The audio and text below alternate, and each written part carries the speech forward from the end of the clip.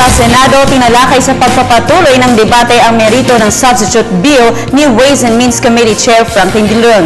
At narito naman ang report ni Bianca Piedad.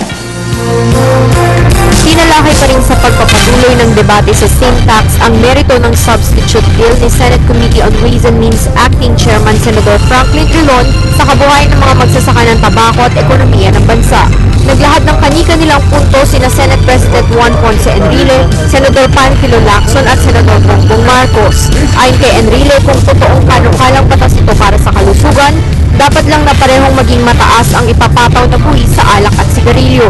To see to it that our people from the north, starting from Pangasinan onwards to Ilocos Norte, and including the provinces of La Union, Ilocos Sur, and Abra, and neighboring provinces, would not, their interest would not be hurt so much by the tax that we are going to impose. Kinwestiyon naman ni Marcos ang diferensya ng itataas na porsyento sa sin tax kada taon. At the very beginning, during the hearings, was it was made clear that one of the assumptions that was being made for the calculation of the incremental revenues was tied to the expected growth rate, GDP growth rate, 5 to 6%. May naging paglilinaw din si Lacson tungkol sa Republic Act 7171.